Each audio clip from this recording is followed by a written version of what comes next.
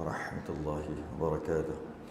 Innal hamdalillah nahmaduhu wa nasta'inuhu wa nastahdihi wa nastaghfiruh wa na'udzu billahi min shururi anfusina wa min sayyiati a'malina. Man yahdihillahu fala mudilla lahu wa man yudlil fala hadiya lahu. Ashhadu an la ilaha illallah wahdahu la syarika lahu wa asyhadu anna sayyidana Muhammadan abduhu wa rasuluhu. Allahumma salli wa sallim wa barik ala sayyidina Muhammadin al-fatih lima ughliqa wal khatim lima sabaqa nasiril haqqi bil haqq wal hadi ila siratikal mustaqim. Sallallahu alaihi wa ala alihi wa ashabihi haqqa qadrihi wa miqdarihi al-azim. Allahumma nawwir bil kitabi basari wa atliq bi lisani shrah bi sadri. استعمل به جسدي بحولك وقوتك فإنه لا حول ولا قوة إلا بك. سبحانك لا علم لنا إلا ما علمتنا إنك أنت العليم الحكيم ولا حول ولا قوة إلا بالله العلي العظيم. أما بعد. Alhamdulillah, terafa'kan kesyukuran. Terima kasih kita Allah Ta'ala. Pada malam ini dapat kita sambung lagi Kifayatul Muhtadi, muka surat 42 Jawi.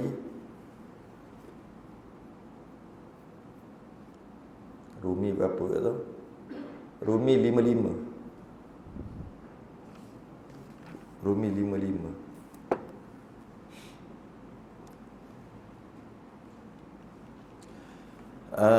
Iaitu bahas awal lagi ni, kita masih lagi di awal, iaitu membahaskan berkaitan dengan awalah wuduk,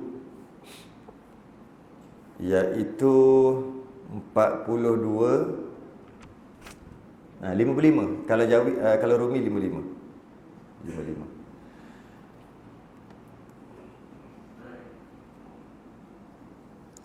Kita berhenti dekat niat wuduk. Yang kedua, betul tak? Kita berhenti dekat niat dan setengah. Okey.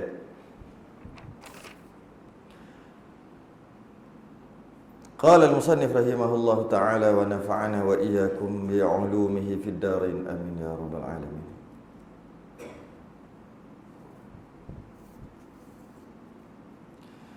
Dan setengah daripada lafaz niat,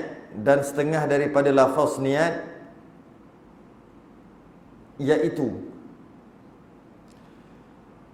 seumpama seorang tu berkata nawaitul wudu. Ni niat wudu ni, lafaz niat dia. Nawaitul wudu atau nawaitu fardal wudu. Yang kedua, boleh juga artinya sahaja aku mengambil fardu wudu, sahaja aku berwudu lah. Atau nawaitu taharata lis-salati, sahaja aku bersuci bagi sembahyang, boleh juga.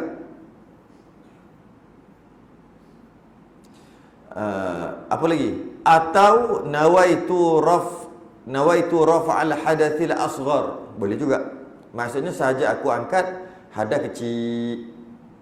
Semua tadi boleh dalam kita berniat. Sebenarnya niat tu kat hati, cuma untuk kita melafazkannya. Semua boleh. Nawaitul wudu, nawaitu fardal wudu, nawaitu taharata lis-salati, nawaitu raf'al hadasil asghar. Semua boleh, tak ada masalah. Okey? Dan niat bagi yang lain daripada daimil hadath, selain daripada niat bagi orang daimil hadath, iaitu yang ujung sekali tu, iaitu nawaitu raf'al hadasil asghar, tak boleh bagi orang daimul hadas. Daimul hadas ni benda apa? Orang yang sentiasa berhadas. Contohnya silsil baul, air kencing sentiasa keluar air kencing. Bila air kencing sentiasa keluar, macam mana dia nak ambil wuduk? Macam dia nak sembahyang? Ambil lah wuduk macam biasa. Nak niat macam mana? Dia boleh niat semua. Nawaitul wuduk boleh, nawaitu fardal wuduk boleh, nawaitu taharata lis-salah boleh. Tapi yang tak boleh, nawaitu raf'al hadasil asghar, yang bawah sekali. Iaitu saja aku angkat hadas kecil. Yang tu tak boleh. Sebab apa? Bagi orang yang silsil baul ni. Sebab angkat hadas kecil, maknanya dia sedang berhadas kecil, lepas tu buang hadas tu. Itulah angkat hadas kecil. Dia hadas kecil, lepas tu buang. Jadi macam mana nak angkat hadas kecil sedangkan air kencing nak keluar? Kenapa air kencing nak keluar? Ada sakit. Penyakit lah tu kan. Penyakit apa nama? Orang sini panggil apa? Dedah. Dedah. Ada orang panggil dedah. Iaitu air kencing yang sentiasa keluar, silsil baul. Tapi jangan salah faham. Yang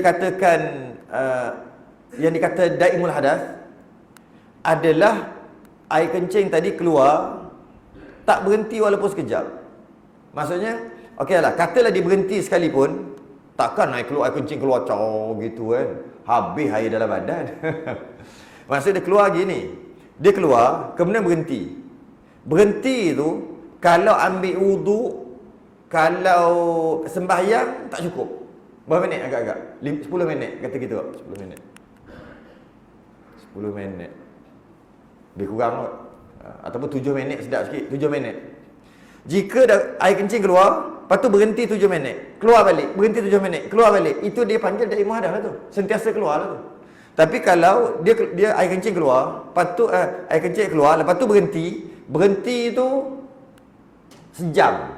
Lepas tu keluar balik, berhenti sejam, keluar balik, itu bukan daimul hadas. Tapi orang Melayu panggil dedah juga macam tu kan? Kan? Dedah. Dedah juga, cuma dedah dia tak kritikal. Tapi masih lagi panggil dedah. Jadi kena hati-hati juga dalam maksud tu. Kalaulah dia tu keluar air kencing, kemudian berhenti, lepas tu keluar balik. Nak tahu dia ni daimul hadas ataupun tidak? Kenapa? Kena tahu. Sebab orang daimul hadas, dia hukum tak sama dengan orang biasa. Tak sama. Jadi kena tahu dia tu penyakit daimul hadas ataupun tidak. Jadi nak tahu dia daimul hadas ataupun tidak, bila air kencing keluar, berhenti, keluar balik. Dia keluar balik tu keluar sendiri, bukan nak kencing. Lepas tu penyakit nama dia. Kalau kita nak kencing, baru kencing, itu bukan penyakit, itu nak kencing lah. Itu bukan penyakit. Ini tanpa disedari dia keluar. Itu baru penyakit. Jadi keluar, lepas tu berhenti, lepas tu keluar balik. Berapa lama? Jika yang berhenti tadi tu, secara umumnya berhenti tu boleh untuk basuh, ada masa untuk basuh, ada masa untuk ambil wuduk, ada masa untuk pakai, ada masa untuk berjalan, pergi ke tempat semayang, dan ada masa untuk semayang. Maka jika lebih daripada kadar itu, maka sebenarnya dia bukan daimul hadas. Dia kena buat macam itulah. Jadi apa hukum dia? Hukum dia, bagi orang daimul hadas, dia ambil wuduk, air kencing-kencing keluar-keluar lah. Sah semayang dia. Malah boleh jadi imam lagi. Ya? Kalau dia bukan daimul hadas, dia tak boleh. Air kencing keluar, dia kena berhenti, ambil wuduk. Dia kena basuh, ambil wuduk lain. Sebab tu kena tahu dia tu daimul hadas ke tidak. Nak tahu dia daimul hadas tu ke tidak, caranya adalah air kencing keluar, lepas tu dia berhenti, lepas tu dia keluar balik. Yang tak rasa tu, berapa lama jarak tu.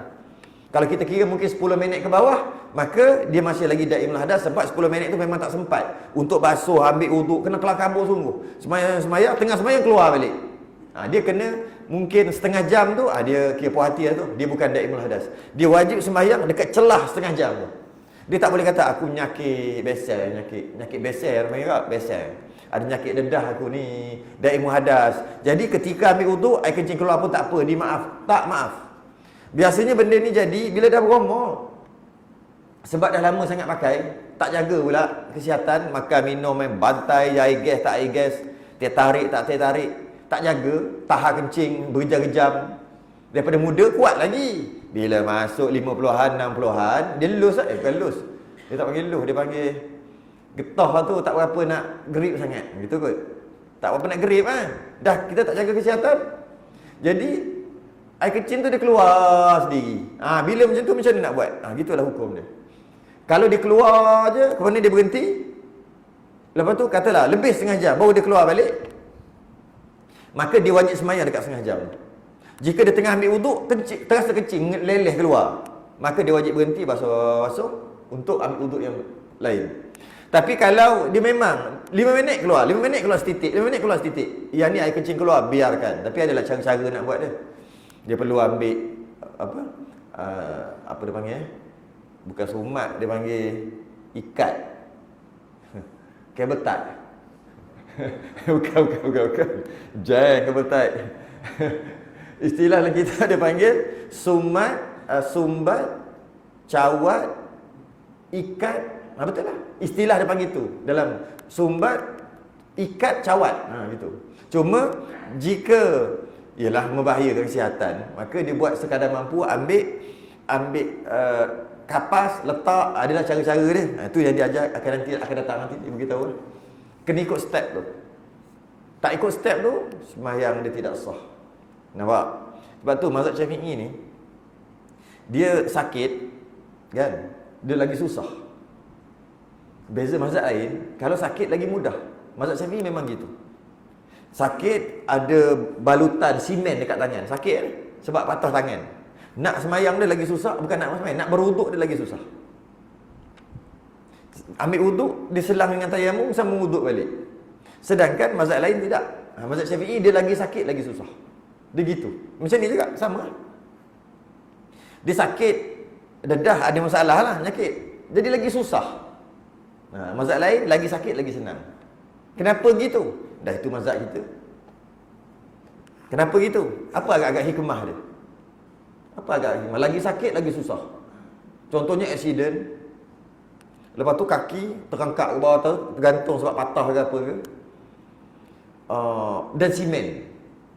Masa nak ambil wuduk tu, basuh muka, tangan pula bersimen. Basuh muka, basuh tangan, yang mana elok, yang tempat simen tu sapu air atas dia, buat syarat. Lepas tu ambil debu, sapu muka dengan tangan. Lepas daripada tu pula, ambil air, sapu kepala, ambil air, basuh kaki mana sihat, ambil tayamum, tepuk lagi muka dengan tangan sekali. Dalam keadaan terbaring. Kan susah kan? Itu mazhab Syafi'i. Mazhab Hanafi senang. Ambil mana yang boleh sapu, sapu, mana yang boleh basuh, basuh, yang tak boleh biarkan. Selesai. Kan nak tukar mazhab? Jangan gitu. Kenapa? Maka ulama buat kajian lah. Kenapa jadi gitu? Kenapa makin susah? Sebenarnya yang pertama hujah lah. Adalah dalil-dalil. Adalah hujah-hujahnya daripada Quran dan hadis.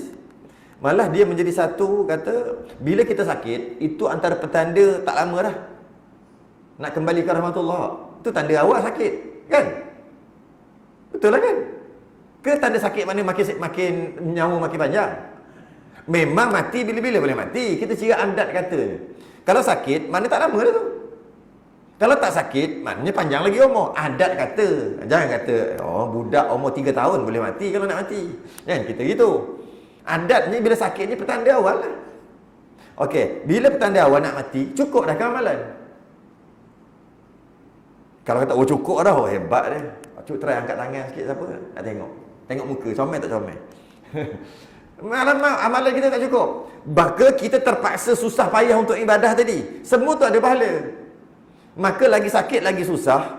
Maka penat kita, mujahadah kita, susahnya kita ibadah kerana sakit tadi tu, dapat pahala lebih. Pecutan terakhir sebelum mati. Itu lah. Dapatlah juga pahala lebih.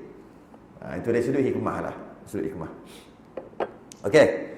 Macam mana caranya? Dia akan sebut nanti. Ini secara ringkas je dulu. Saya sebut nanti cara-cara dalam kitab kita memang detail. Bab da'il muhadath.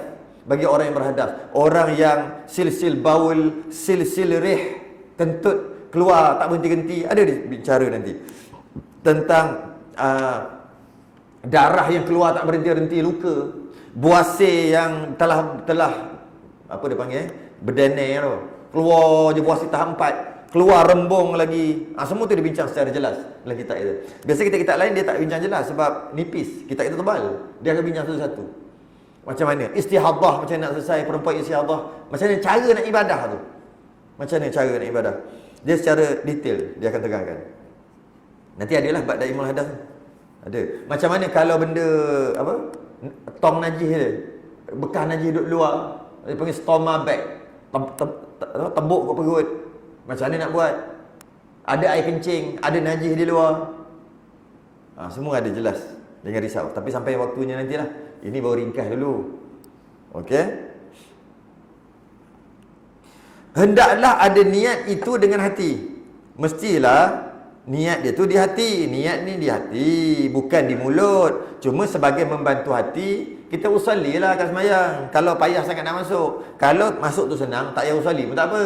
Kalau nak bantu hati, usalli. Kalau dalam bab wuduk ni, nak bantu kan, kita nawaitul wuduk atau sahaja aku berwuduk. Itu ke niat? Itu bukan niat. Niat bukan di mulut. Niat di hati. Yang kita nak tu, lintasan di hati. Mulut semua boleh cakap. Semua cakap, tapi belum tentu niat dekat hati ada. Cuma bila sebut dekat lidah, sebut di mulut, di hati ada sekali. Dia sebagai membantu. Kalau tak sebut kat mulut pun boleh niat dekat hati, tak payah nak sebut apa benda. Begitu je lah. Okay? Hendaklah ada niat itu dengan hati. Niat tu dengan hati. Kerana niat itu tempatnya hati, bukan kat mulut. Dekat hati. Dia lintasan hati. Ataupun kalau belah-belah tani sana, dia kata silawan hati. Bukan kilauan. Itu kilauan emas. Otai masih berdosa. Itu lain. Joget-joget dah tua pun joget kau. Itu kilauan. Itu kilauan. Bukan, dia silawan. Kalau tok-tok guru dulu, dia kata silawan. Silawan hati. Macam mana nak sebut tu? Dia lintasan. Lintasan atau silawan hati. Itulah niat. Itulah niat sebenarnya. Sama ada ke sembahyang ke wuduk ke, samalah mana-mana pun. Niat tu adalah lintasan atau silawan hati. Disertakan akan membasuh.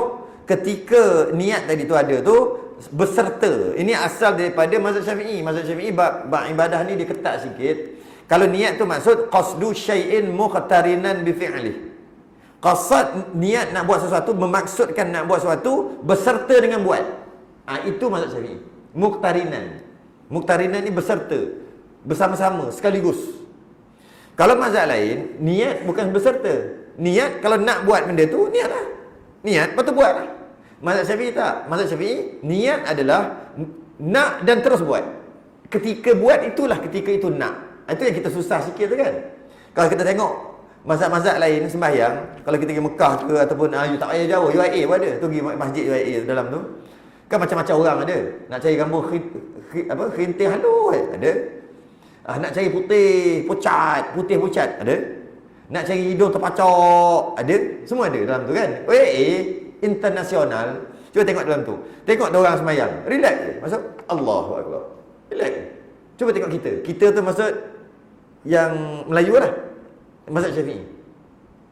Allahu Akbar. Itu normal lah. Tak adalah Allah yang pelik-pelik tu kita tak masuk. Itu bukan mazhab Syafi'i tu. Dia relax je. Allahu Akbar. Kenapa lama? Cuba tengok diorang. Diorang relax kan? Allahu Akbar. Diorang tak niat ke? Niat lah tu. Habis tu kenapa? Allahu Akbar. Relax je. Kadang-kadang macam tu. Allah. Macam kita punyalah terang dengan muka, huduh muka je. Allah. Nak masuk niat tu. Sampai huduh muka-muka, sengit mulut-mulut. Nak Allah Akbar. Tapi dia relax aja. Sebab apa? Sebab tadi kaedah kita qasdu syai'in muqtarinan bi fi'li. Niat adalah nak sekali terus buat. Mereka niat adalah nak lepas tu buatlah. Jadi sekarang ni dia datang masjid buat apa? Nak sembahyang. Dah niat tu. Jadi masuk kat saf, takbir je lah. Niat benda lagi dah niat lah. Datang sini takkan nak bersukan kot. Mestilah datang. Takkan nak melompat. Nak sembahyang lah. Tu mereka. Kita tak. Kita tu masuk mazhab Syafi'i tidak. Dia ketat lagi. Mazhab Syafi'i niat adalah nak dan buat terus. Jangan nak saja tak buat-buat. Itu mazhab lain. Nampak dalam bab ni mazhab lain lebih luas lah. Mazhab lain. Jadi mazhab Syafi'i dia kena muqtarin, berserta. Sebab tu kita ketika takbir tengah buat tu, masa tu masuk. Macam tu juga ketika basuh muka, iaitu ambil wuduk. Dalam sembahyang, takbir adalah rukun yang awal. Maka ketika itulah niat. Dalam masalah wuduk, basuh muka tu yang awal, first. Maka ketika basuh tu ada niat. Okay? Hendaklah ada niat dengan hati, kerana niat itu tempatnya di hati. Disertakan, muqtarinan. Disertakan bersekali akan membasuh awal, mula-mula, suku sebahagian daripada mukanya. Maknanya air kena je kat muka, maka waktu tu niat dah boleh masuk. Bukan mesti masuk waktu tu, dah boleh masuk. Bila dah boleh? Bila air kena muka. Selagi air tak kena muka, tak boleh niat lagi. Bila air kena muka je, boleh niat lah. Adakah perlu niat air kena muka terus niat? Boleh. Kena dulu baru niat? Boleh. Kena dulu 4 saat baru niat? Boleh. Kena dulu seminit baru niat? Boleh. Yang penting kena dulu baru niat. Bukannya mesti kena niat. Itu ada salah faham juga. Dia ingat mesti air kena terus niat. Itu boleh. Tak semestinya begitu. Air dah kena 3 saat baru dia niat. Boleh. Tak ada masalah.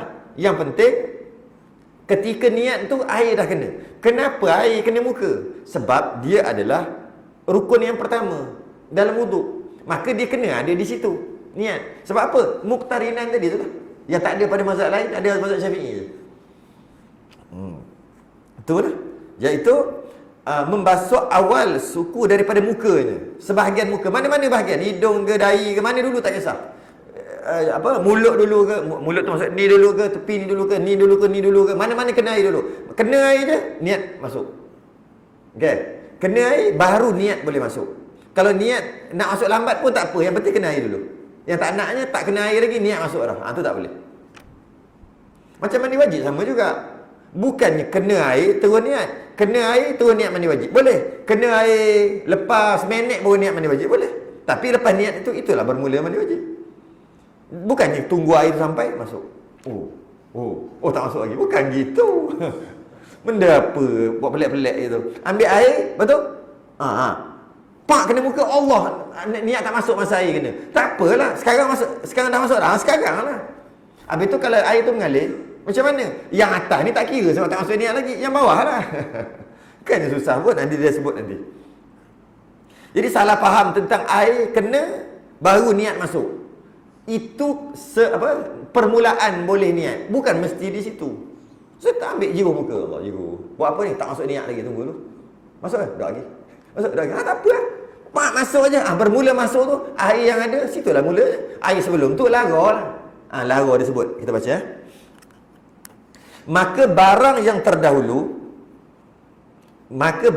terdahulu atas niat. Maksudnya kalau air tadi, air yang kena sebelum niat tadi. Mana niat lambat sikit. Air kena 3 saat baru niat. Macam mana air yang 3 saat tu? Dilarakan dia. Lara tu maksud tak kira. Air kena atas ni. Niat tak masuk lagi. Turun. Niat tak masuk lagi. Turun. Air kita basuh muka ni. Tak masuk lagi. Tak masuk lagi. Masuk sini. Bermula sini lah ada. Atas ni tak kira lah sebab tak ada niat lagi. Nanti basuh lah kali kedua. Kan susah pun. Ya? Dilarangkan dia. Dan barang yang menyerta dengan niat itu ialah awal membasuh. Apabila awal membasuh, dan barang yang menyerta dengan niat itu adalah awal membasuh. Dikira niat tu sah apabila awal basuh, bila air ada dan niat ada. Masa itulah awal. Kalau air ada, niat tak ada, dia tak kira. Biarlah basuh pun dia tak kira. Ada air, ada niat, baru dia awal membasuh. Dan dia kata kat sini, maka wajib dikembalikan membasuh akan barang yang terbasuh dahulu daripada niat. Jadi bila dia basuh tak ada niat lagi, niat masuk lambat sikit, kemudian barulah ada niat, maka yang awal-awal ketika tak ada niat tu kena basuh balik. Logik lah. Memanglah. Selesai. Okey. Bes. Itu niat. Dan keduanya daripada fardu wuduk, membasuh zahir muka. Membasuh zahir mukanya. Dan kedua daripada fardu wuduk. Yang pertama niat dah selesai. Yang kedua basuh muka. Soalannya kita kenal ke muka kita tu mana? Orang kata takkan muka sendiri tak kenal. Ya. Muka kenal. Sebab wajib basuh muka. Jika muka tak terbasuh, maka tak sah wuduk. Jika dia salah letak yang muka dia kata bukan muka, padahal ianya muka, dia kata bukan muka, maka dia tak basuh. Sebab dia kata bukan muka, tak sah wuduk dia. Biasanya kat mana? Orang tak cakap dekat hidung ni, ini bukan muka aku. Orang tak cakap. Biasa kat tepi ni masalah ni. Kat ada orang cakap, ni bukan muka. Mana ada? Biasa masalah kat mana? Kat tepi ni. Ini muka tak? Ini muka tak? Ni yang bawah ni. Ini muka tak? Ni muka tak? Tepi ni. Ni muka tak? Ni muka tak? Kenapa nak tahu dia muka atau tidak? Sebab kalau muka wajib basuh. Kalau tak muka, tak wajib basuh. Jadi kena tahu lah. Jadi masalahnya kat mana? Kat sini. Kat tengah ni tak ada pun orang kata, ni muka aku tapi kecuali ni bukan muka. Ada? Kawasan sini. Ini hidung bukan muka. Mana ada orang cakap gitu? Mestilah muka. Cuma ada tak orang kata, ini bukan muka? Ada lah sebab dia sempadan. Ni bukan muka ni. Sebenarnya ni muka tak? Kita baca lah. Nak tahu apa dia? Macam contohnya, atas-atas ni semua ni. Ni. Dekat bulu roma atas ni. Muka tak? Kalau muka wajib basuh, kalau tak muka tak wajib basuh. Okey, dia akan beritahu lah satu-satu. Wajib membasuh zahir muka satu kali. Yang wajib ni satu kali, rata satu kali, maka cukuplah yang wajib. Dan wajib dibasuhkan satu suku. Ya ni ya. Yang kita nak ngaji ni, iaitu satu suku, sedikit. Wajib tak basuh tak sah. Basuh apa? Satu suku. Satu suku ni bukan suku kira suku, bukan. Maksudnya sedikit. Daripada segala pihak keliling muka. Okey? Supaya jadi tentu terbasuh segala suku-suku mukanya. Susah ayat dia. Awak maksud dia? Dia kata, ketika basuh muka, wajib basuh yang bukan muka juga. Kalau bukan muka apa? Takkan tiba-tiba kaki kot. Mesti kat sini muka, betul kaki, bukan? Mesti lepas muka, kepala lah. Kan? Muka, betul tangan. Mana boleh? Muka dengan kepala. Jadi ni muka, lepas tu ada kepala. Itu aja. Muka dan kepala. Jadi, kalau kepala, tak wajib basuh. Kalau muka, wajib basuh. Kalau perempuan pakai tudung, dia terbalik.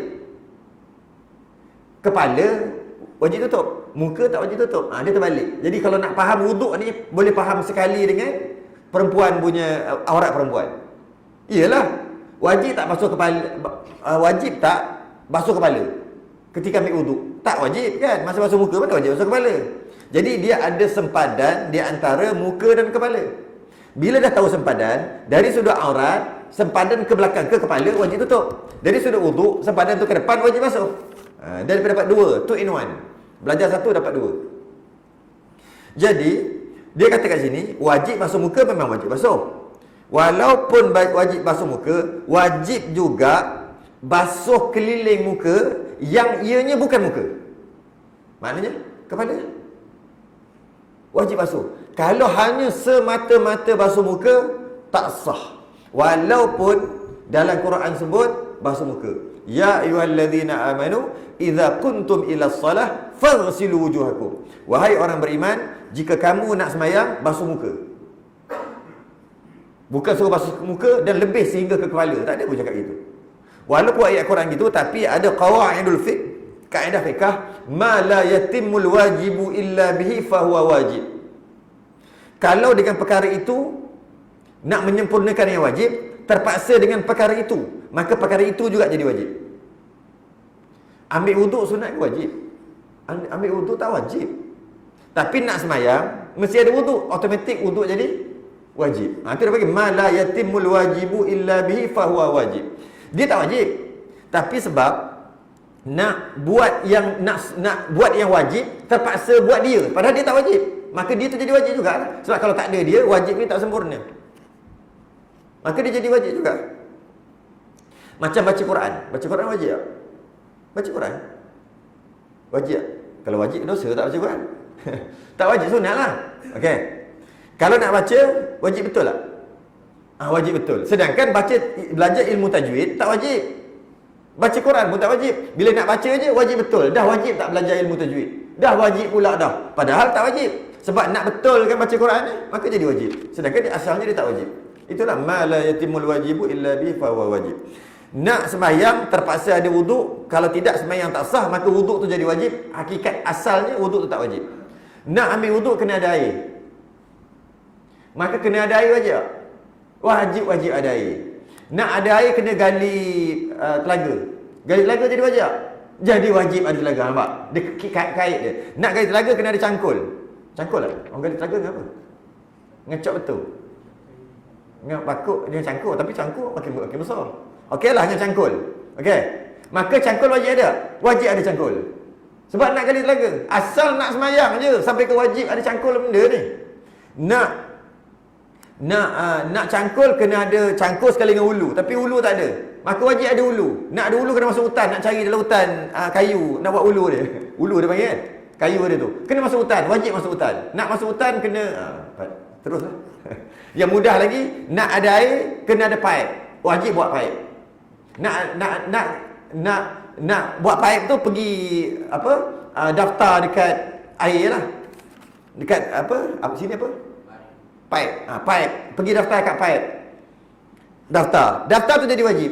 Sejak bila pula daftar jadi wajib? Sebab nak semayang kena ada air, kena ada wuduk. Nak wuduk kena ada air, nak air kena daftar. Maka daftar tu wajib.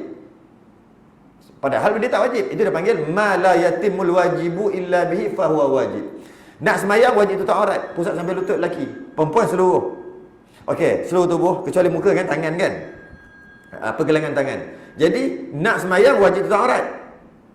Okey, maka nak tutup aurat kena ada baju. Maka wajib beli baju. Nak ada baju kena ada kain. Wajib pergi cari kain.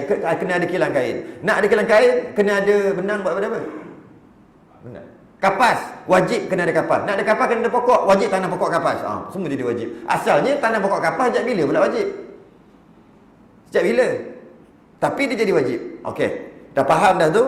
Sekarang ni nak basuh muka, dia kata wajib basuh yang bukan muka. Kalau tidak, tak sah wuduk. Sedangkan dalam Quran sebut basuh muka je, bukan basuh yang bukan muka. Kenapa kena basuh lebih? Sebab muka kita tak ada border, tak ada sempadan yang jelas. Kalau lah kita tengok ni, senang je. Nak cat ni warna hijau, ni warna biru, semua senang. Sebab dia ada apa dia panggil? Border lekuk tu ada. Kita punya mana? Mana dia punya sempadan? Kat mana? Sini. Tak ada payah. Jadi sekarang ni mana muka? Ni muka dah. Okey ni. Ni nak kata kan payah kan? Kalau dia straight gini. Senang, muka petok. Petok gitu senang. Senang yang petok tu je muka dia. Jadi tak payah pasal lebih-lebih. Oleh kerana muka kita ni tak ada payah. Tak tahu nak tentukan yang mana muka, yang mana bukan muka. Maka wajib basuh sedikit yang bukan muka. Yang keluar sini sikit, sini sikit, sini sikit, sini sikit, sini sikit, sini sikit, sini sikit, sini sikit. Semua luar daripada tu. Sebab apa wajib basuh? Luar tu nama kepala. Wajib basuh muka, bukan wajib basuh kepala. Tapi nak sempurna muka kena basuh sikit. Bila terlebih kena kepala, maka yakin tak muka? Garantilah kena. Kalau buat ngam-ngam, cun-cun, boleh yakin tak? Takut tak kena. Sebab tu wajib basuh lebih. Itu yang dia kata kat sini. Dan wajib dibasuh satu suku daripada segala pihak keliling muka. Dia kena lebih. Dan selama ni memang kita buat lebih pun. Tapi kita tahu tak, yang lebih sikit tu wajib, yang lebih banyak tu sunat. Kita memang selalu ambil lebih. Kita ingat yang lebih tu sunat. Tidak. Yang mula muka wajib. Muka wajib pergi sampai ke keluar had dia lah. Sikit. Sini, maka bukan muka lah. Wajib. Lepas tu lagi, kita lebihkan lagi. Sunat. Dia panggil ghurran muhajjalin. Cahaya yang akan terang dekat akhirat nanti. Dekat padang mahsyar nanti muka kita akan bercahaya. Tangan kita akan bercahaya, kaki kita akan bercahaya, kesan daripada wuduk. Dia panggil ghurran muhajjalin. Nabi kata jika kamu dapat panjangkan sinarnya, maka panjangkanlah. Macam mana nak panjangkan sinar? Lagi banyak, lagi lebih, lagi besar sinarnya. Cuma yang ghurran muhajjalin itu yang sunat. Ni cerita bukan yang sunat, yang wajib. Yang lebih yang wajib. Jadi kalau kata basuh muka, ya wajib nak ambil wuduk. Basuh lebih wajib tak? Mesti orang cakap sunat. Tidak. Basuh lebih wajib. Tapi lebih yang mana? Lebih yang mula-mula lebih tu. Berapa? Satu hun. Satu hun. Ni. Wajib. Lepas tu lebih lagi, tu baru sunat. Jadi basuh lebih muka, ada wajib, ada sunat. Macam tu tangan pun sama. Nanti kita bincang tangan. Wajib basuh lebih? Ya. Sunat basuh lebih? Pun ya juga. Mana yang wajib? Straight sampai siku, itu memang wajib lah. Lebih sikit masuk lengan dah. Dah bukan siku dah. Masuk sikit, wajib. Lebih lagi, sunat. Sampai ketiak. Macam tu lah kaki. Kena betul-betul dekat buku lali tu. Ada line dekat buku lali kita. Kalau ada line mudah nak basuh. Tak ada line. Jadi kita tak tahu mana kaki yang wajib basuh. Maka kita basuh sehingga sampai ke betis sikit. Ataupun bukan kaki lah. Sikit. Itu wajib. Kerana terbasuh yang lebih, automatik yakin bahawasanya kaki terbasuh. Itu wajib. Kemudian kita atas lagi sampai ke betih ni, sampai ke lutut. Itu sunat. Itu ghurran muhajjalin. Jadi dalam basuh lebih dalam wuduk, ada yang wajib, ada yang sunat. Bukan semuanya sunat, tidak. Okey. Itu maksud dia. Dan wajib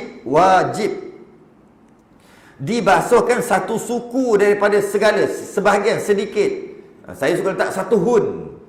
Orang ada tak tahu benda hun, mihun ni. Bukan ukuran tu kan, 1 inci 1 hun tu, tahu kecil. Nak bagi tahu sikit.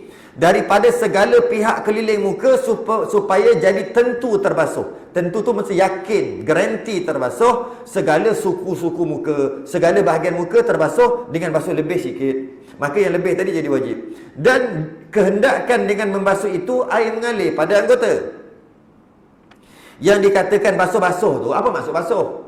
Air mesti mengalir dekat muka ataupun dekat anggota. Maka tiada memadai menyapu jua dengan air. Tak memadai. Ambil kita punya tuala good morning kita, tuala good morning, ataupun wet tissue, basah, pegah, dia lembab kan? Sapu. Tak memadai. Dia mesti air berlari, air mengalir. Bukan air itu mengalir, air itu mempunyai kemampuan untuk mengalir. Kadar air, kuantiti air tadi mesti ada kemampuan untuk mengalir. Itu namanya basuh. Habis kalau kita pakai spray, kan ada spray yang ejah kat depan tu. Cuba kita ejah yang besar, yang paling gebu kan, yang paling besar. Cuba kita spray, mengalir tak? Yang paling besar, yang besar tu, mana mengalir? Kena buat 10 kali baru tak mengalir. Cuba kita kecilkan, makin kecil, besar ni je. Kita sekali spray kat muka, mengalir tak? Dia dah mengalir. Cuba kita kecilkan lagi, atas mata tau, yang tajam. Itu memang lebih mengalir dah lah. Jadi yang kata tak memadai itu yang besar tu. Yang spray besar tak memadai. Dia kena kecilkan sikit, agak-agak besar ni kot. Kita terasa air tu. Kita goyang sikit, dia bercantum, mengalir. Yang tu memadai. Itu minimum dia. Jangan yang besar sangat, spray macam tak ada. Macam tu. Macam aircon yang duduk kat luar tu, yang asap tu. Macam tu. Mana air ni? Kena letak muka pusing-pusing baru nampak air sikit. Yang tu. Tu tak memadai. Nak ambil wuduk kat situ tak memadai. Dia mesti air tu ada kemampuan untuk mengalir. Itu namanya basuh. Jika air itu tak ada kemampuan untuk mengalir kerana terlalu sedikit, dia tak panggil basuh, dia panggil sapu. Sapu tak memadai. Dia mesti basuh. Okey. Lagi.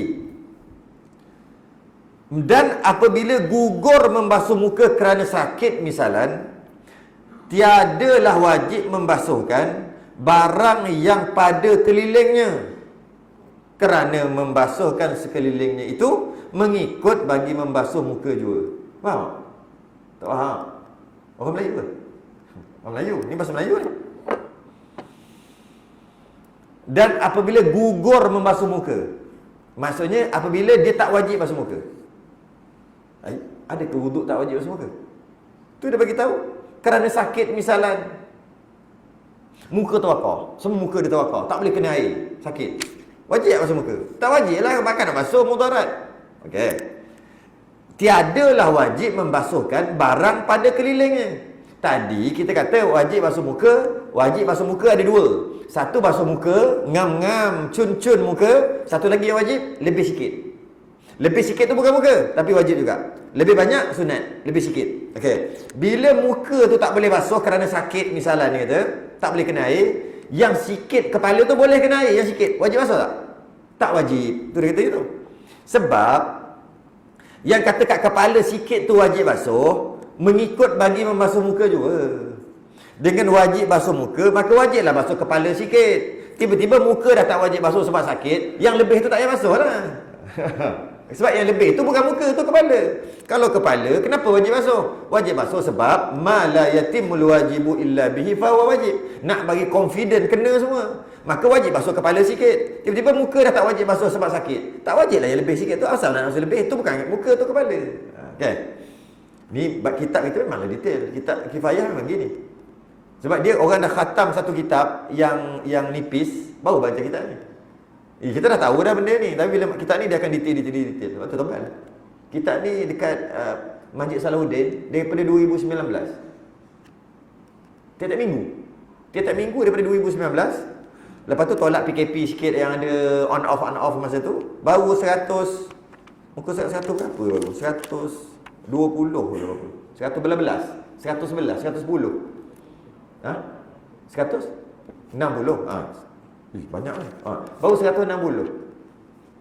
Daripada 2019. Baru 160. Kenapa lama sangat? Tiap-tiap minggu tu. Kita bukan tiap-tiap minggu. Kenapa lama? Sebab dia detailkan setiap satu tu. Kalau orang aku sekadar nak beramal je, janji sah je, tak kena kan kitab ni. Ngaji kitab lain yang senang. Ambil wuduk, wajib apa? Niat basuh muka. Muka bagi rata ya. Okey dah, settle. tak detailkan lagi. Itu kitab ni. Dah khatam tu nak lebih sikit lah. Kitab ni. Dia lebih sikit, dia detail sikit. Setengah orang dia tak suka, serabut kata. Aku nak beramal aja. Ilmu tak mau. Tak apa kan, beramal. Ilmu lebih lah maksudnya. Ilmu ambil wuduk dah ada dah, nak lebih dia tak nak dia kata. Ini bukan kitab yang sesuai bagi dia lah. Kitab apa? Kitab nipis kan. Okay? Kitab ni memang dia detailkan. Dan yang dikehendakkan dengan membasuh mukanya itu terbasuhnya. Apa maksud basuh muka? Dia jelaskan basuh muka tu apa benda. Dia kata, aku nak bagi tahu, pengarang ni kata, maksud basuh muka tu ialah terbasuh. Dah basuh muka tu memanglah terbasuh.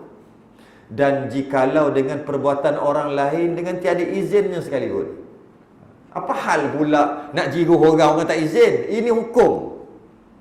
Contohnya dia ni jiruh. Aku jangan jiruh aku nak jiruh juga. Jiruh kena muka dia. Dia pun niat wuduk, boleh sah walaupun dia tak izin untuk jiruh. Atau terjatuh ke dalam seumpama sungai jika ada niat akan wuduk ketika itu. Dia nak wuduk, pegang air ni, niat wuduk ni.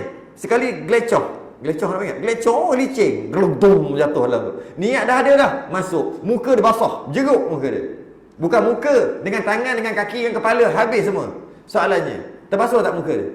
Terbasuh sebab walaupun tak sengaja, walaupun dipaksa sekalipun. Walaupun orang tolak, kawan dia mari nak gurau, tolak, gedong jatuh. Elok-elok dia niat wuduk air kena. Dom terus masuk dalam sungai.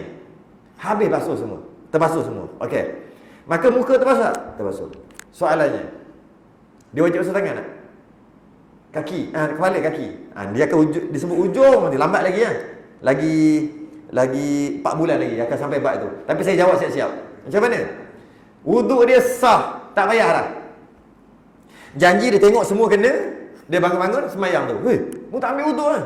Wuduk tu secara takdir dia panggil. Tertib secara takdir. Masuk dalam air tu, muka tangan kepala kaki, seolah-olah gitu. Dia memang ada tertib. Sepatutnya tertib wajib, tapi dia tertib secara takdir. Sebab dia ada niat. Kalau tak ada niat, tak jadi juga. Dia kena ada niat. Muka tangan kepala kaki. Lepas tu dia naik sembahyang. Allahu Akbar. Boleh? Boleh. Dari sudut boleh. Bukan suruh buat. Kalau nak terjun pun boleh. Terjun air, terjun tiruk. Terjun tiruk. Kan? Okey. Terjun. Soalnya aku ambil wuduk. Pluk. Naik. Terus sembahyang. Boleh. Dengan syarat. Rata lah. Tangan rata. Muka rata. Kepala rata. Kepala tak ada rata lah. Kepala sikit aja. Dan kaki rata. Jika begitu, wuduk dia sah. Walaupun tak nampak basuh muka, tangan, kepala, kaki. Dia panggil tertib secara takdirnya. Tu nanti tu lambat lagi tu. Okey. Dan keluar dengan kata zahir. Keluar tu maksud apa? Get out. Keluar maksudnya tak masuk. Betul tak? Keluar tak masuk, betul? Keluar maksudnya tidak masuk. Tambahlah imbuhan sikit. Tidak termasuk. Tu ada. Tu maksud keluar. Jangan kata keluar. Keluar dengan kata zahir muka. Muka keluar. Muka nak keluar ke mana? Bukan. Keluar tu maksud tak masuk. Kita tambah imbuhan. Tidak termasuk. Dan tidak termasuk. Dan keluar. Tak termasuk. Dengan katanya zahir, muka batinnya. Yang nak kena basuh zahir je. Tak termasuk batin. Tu masuk keluar. tak termasuk batin. Batin mana? Dalam kat muka kita kan ada batin. Batin kat mana? Dia kata yang tak wajib basuh seperti dalam hidungnya. Hidung tak wajib basuh. Nanti sunat istinsyak dia panggil, masuk air dari hidung. Tu sunat. Tapi tak wajib sebab dia panggil batin dalamnya. Okey, hidung dalam ambil wuduk tak wajib basuh dalam ni sebab batin. Okey, dalam masalah wuduk dia batin. Dalam masalah puasa dalam hidung ni batin ke zahir? Dalam masalah puasa batin? Zahir. Zahir tak? Sebab apa? Sebab tu korek tak batal puasa. Sebab itu zahir. Jadi dalam masalah puasa dia zahir. Lubang hidung ni, bukan lubang kelopak hidung ni, bukan hak dalam ni, hak ni. Kelopak hidung dia panggil. Ni. Dalam masalah puasa dia zahir. Sebab tu masuk tak batal puasa. Dalam masalah wuduk dan masalah mandi wajib sekali, dia batin. Sebab tu tak wajib basuh. Jadi setiap lubang yang ada zahir, ada batin. Tengok nak cerita pasal apa. Nak cerita pasal apa? Pasal puasa, dia zahir. Cerita pasal mandi wajib, wuduk, dia batin. Gitu. Mulut, dalam mulut. Mulut ni kat lidah tu. Dalam masalah wuduk dia zahir ke batin? Masalah wuduk.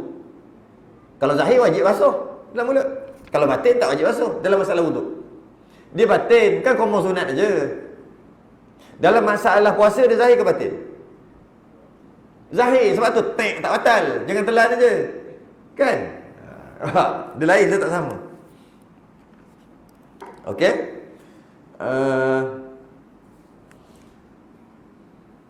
Dan keluar dan tak termasuk dengan katanya zahir muka. Batinnya, batin tak payah masuk. Tak payah basuh. Seperti dalam hidungnya tak payah basuh, dan dalam mulutnya tak perlu basuh, dan dalam matanya pun tak boleh basuh, tak perlu basuh. Dan sekaliannya tiada wajib dibasuhkan. Dalam mata, jangan buat pula nak basuh mata, rabun nanti yang.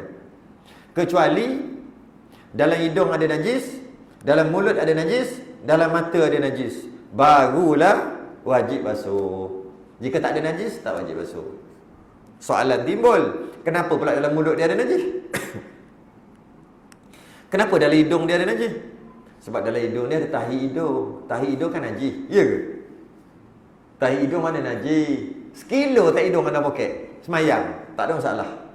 Sebab tahi hidung tu orang Melayu dia cakap, dia daki. Itu bukan tahi. Tahi itu keluar kat kubur-dubur, tu je tahi, tu je najis. Kita tahi pusat, tahi hidung, tahi telinga, tahi gigi, habis tahi, tahi mata. Itu bukan tahi, itu daki. Waste, lebihan kita. Tapi orang Melayu panggil tahi. Oh, tahi najis. Mana najis? Orang Melayu je panggil tahi. Habis kat macam mana mulut ada najis? Yang kata kalau ada najis wajib basuh. Makan najis. Gigi, gusi darah kan najis. Darah kan najis. Maka pada waktu tu koma wajib. Padahal asalnya tak wajib, jadi wajib sebab ada najis. Kenapa hidung ada najis? Samalah juga. Hidung berdarah, maka wajib basuh dalam hidung. Sebab darah tadi. Asalnya tak wajib, jadi wajib sebab darah. Kenapa mata ada najis? Sebab menangis air mata darah. Orang perempuan tinggal menangis sampai keluar air mata darah ke macam mana? Tak. Mata tak ada contoh yang ni lah. Biasa contoh orang letak air kencing dalam mata. Orang dulu-dulu, orang tua-tua dulu, kalau dia sakit mata hak merah tu, dia akan letak air kencing dalam mata. Dia akan try, tak percaya. Sekarang pakai air mo. Dulu tak ada air mo. Dia kecing buah tak mata. Kucing sendiri ya, jangan ambil kecing orang. Kecing mu sikit. Wow, nak titik dalam mata. Tak payahlah kecing orang, kecing sendiri lah. Orang dulu. Kenapa? Orang dulu dia makan, dia buat sebab bila dia buat gitu sehari dua sihat. Yang mata hok merah bertepek tu. Yang tidur-tidur nak bangun tidur aja habis kena letak air baru boleh buka tu. Tu. Titik air kencing. Orang dulu buat gitu, ada titik susu ibu pun ada. Orang dulu titik, ada satu pokok nama orchid. Orchid yang menumpang dekat dekat pokok tu. Ambil getah dia buat dalam mata. Ada orang dulu ajar gitu. Semua saya tak berani buat. Buta mampu. Tapi ceritanya memang gitu lah. Ambil orchid punya getah buat dalam mata. Ambil air kecing buah dalam mata, susu ibu buah dalam mata. Itu semua orang dulu punya perubatan. Kalau lah susu ibu okey, tak ada apa. Kalau air kencing ada dalam mata, nak ambil wuduk, wajib basuh dengan biji-biji mata. Asalnya tak wajib, jadi wajib sebab ada najis. Okey, mana kita nak berhenti ni? Sikit lagi. Kita ambil perenggan yang terakhir.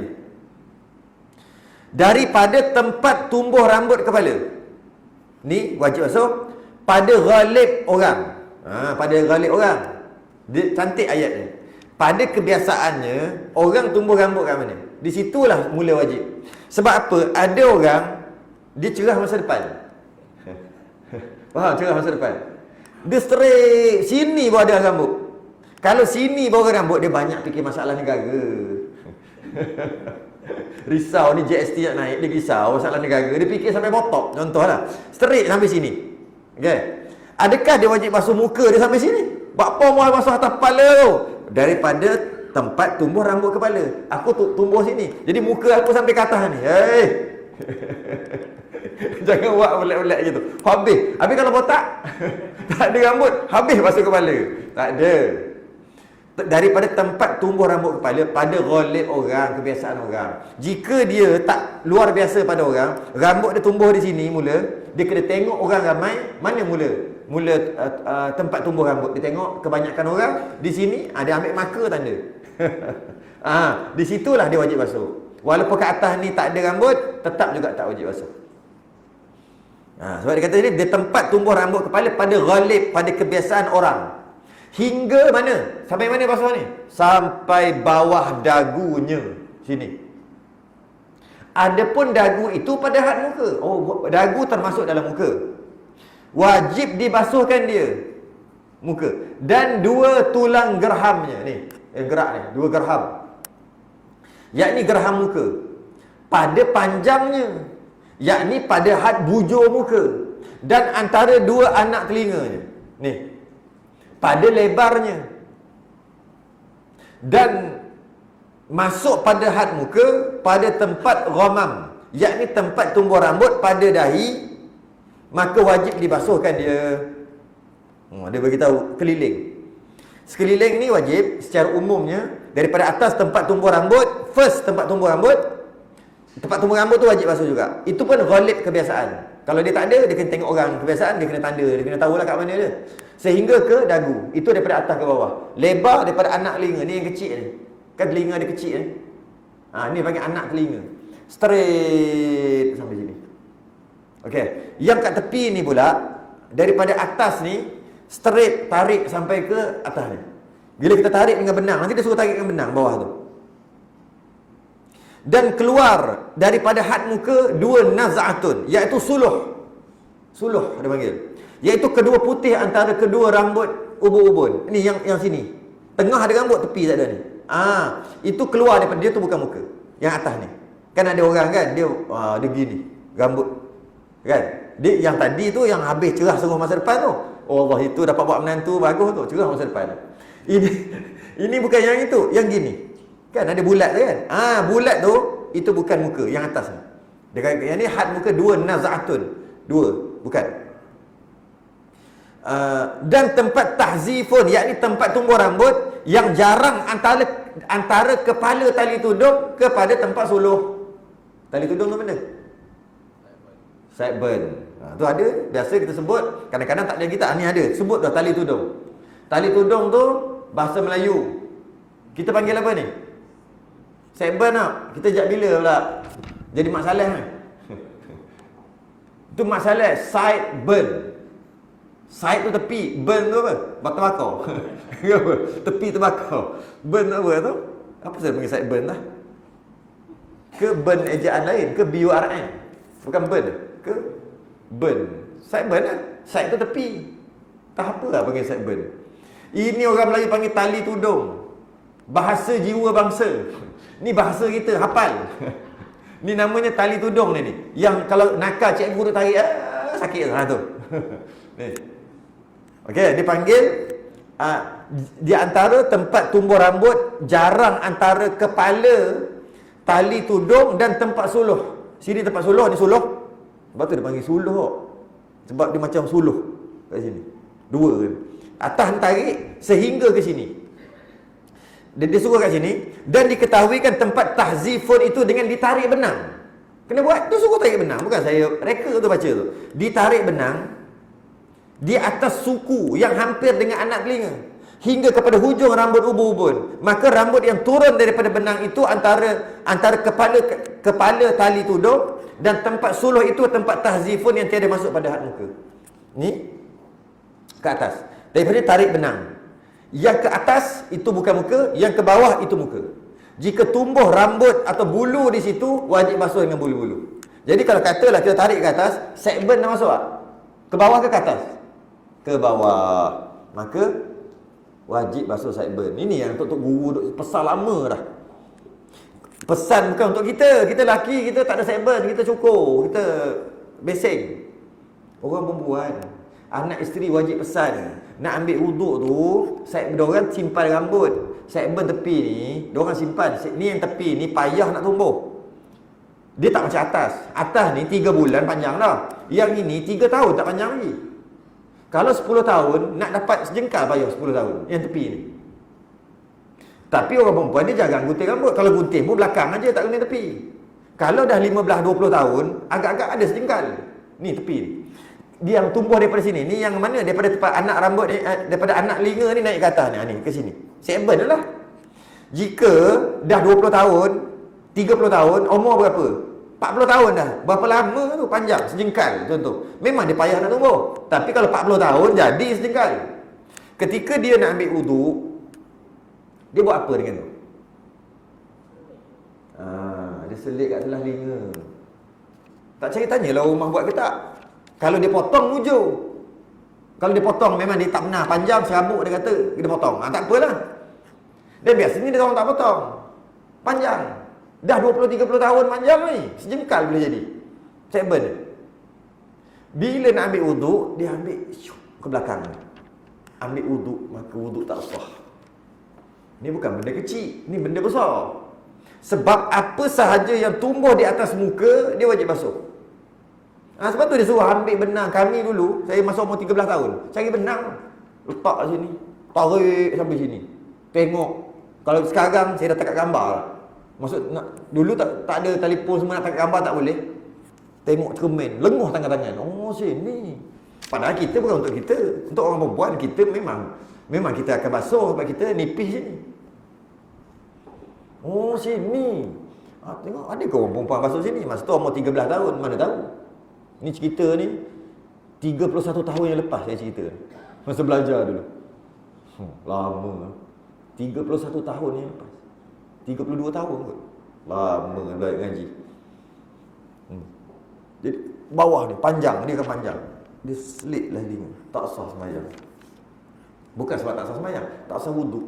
Seumpama contoh dia basuh muka tak basuh kening. Sah? Tak basuh bulu kening. Kan tak sah. Begitulah seumpama. Dia basuh muka, tapi bulu mata dia pegang. Tak nak basuh bulu mata. Sayang. Sah? Tak sah. Begitulah. Itulah perumpamaannya tak basuh sini. Sebab semua tu muka. Adalah tak lalat satu sini.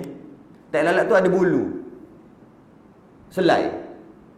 Dia basuh muka, tapi bulu yang tak dekat atas tak lalat tu dia tak basuh. Sah wuduk dia? Tak sah. Begitulah perumpamaannya sini. Dia bagi perumpamaan.